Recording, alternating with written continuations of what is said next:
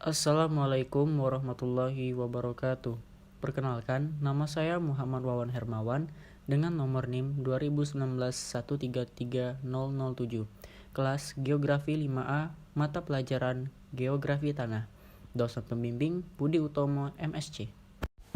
Di sini saya akan mempresentasikan hasil kerja saya yang berjudul Proses Utama Pembentukan Tanah. Proses utama pembentukan tanah.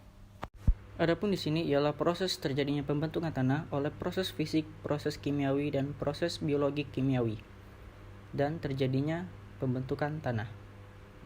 Proses fisik tanah: 1. Pergerakan air, 2. Pergerakan larutan tanah, 3. Swelling dan shrinkage. Proses fisik: pelapukan secara fisik yang terpenting adalah akibat naik turunnya suhu dan perbedaan kemampuan memuai dan mengerut dari masing-masing mineral. Karena masing-masing mineral mempunyai kemampuan mengembang dan memuai yang berbeda-beda kekuatannya.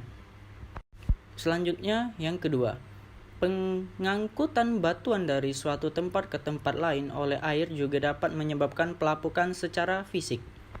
Proses biologi kimiawi: proses di mana akar-akar tanaman masuk ke dalam batuan melalui reka-rekahan yang kemudian berkembang mempunyai kekuatan yang sangat besar untuk menghancurkan batuan tersebut.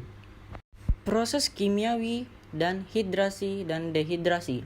Hidrasi: molekul air terikat oleh senyawa-senyawa tertentu, menyebabkan mineral menjadi lunak dan meningkat daya larutannya. Dehidrasi: hilangnya molekul air dari senyawa-senyawa tertentu.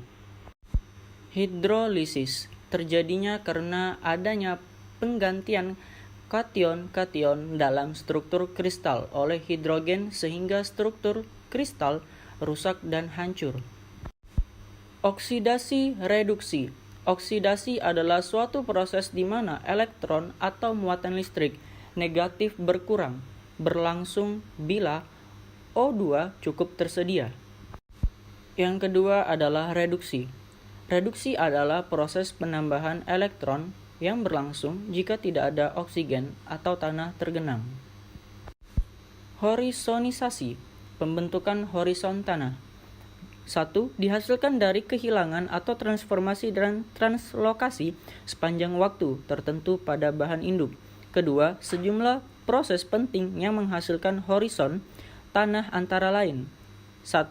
Penambahan bahan organik dari tanaman terutama pada topsoil.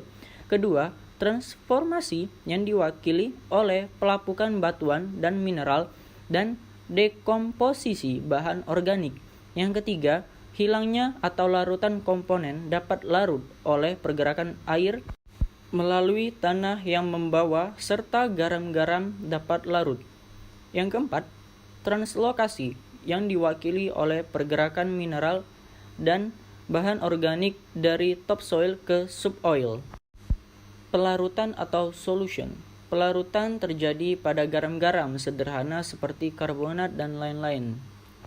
Contoh proses pembentukan tanah: 1. Eluviasi: pemindahan bahan-bahan tanah dari suatu horizon ke horizon lainnya. Kedua, iluviasi: penimbunan atau akumulasi bahan-bahan tanah dari suatu horizon. Yang ketiga ialah lashing: pencucian basa-basa atau dari tanah. Keempat, potsolisasi, desalinisasi, salinisasi, dan lain-lain. Ini adalah proses evolusi terbentuknya horizon tanah, bisa dilihat di atas. Disintegrasi dan sintesis.